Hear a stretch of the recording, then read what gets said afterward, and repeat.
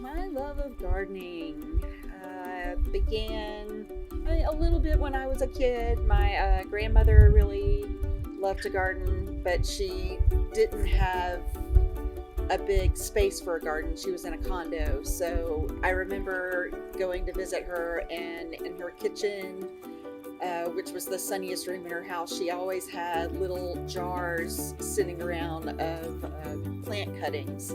And that was also how she saved money, was taking cuttings of her plants from previous years and keeping them going all winter, and then she would plant those in her containers on the porch. And I thought that was really cool.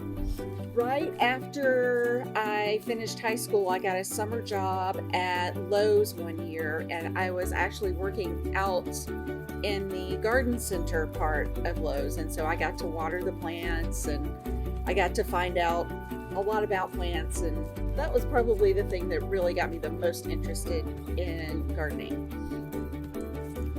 I was kind of in a little bit of a funk. My sister had just passed away, and so I was kind of looking for something to get my mind off of that and occupy my time. And I happened to see on Facebook that Bates was looking for seasonal help for the fall, and I thought, that could be a really fun job.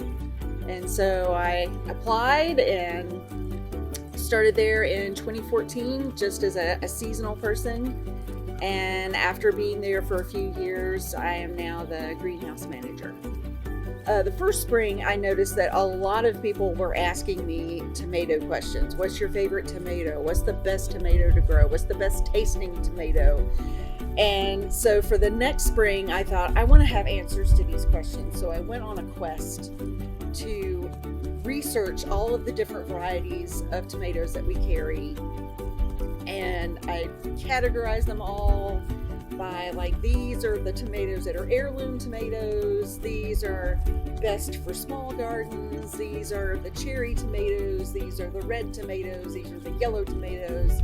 I had a list of like 3 or 4 pages front and back of all the different varieties of tomatoes we carried, and I kind of was known as the tomato person in the greenhouse.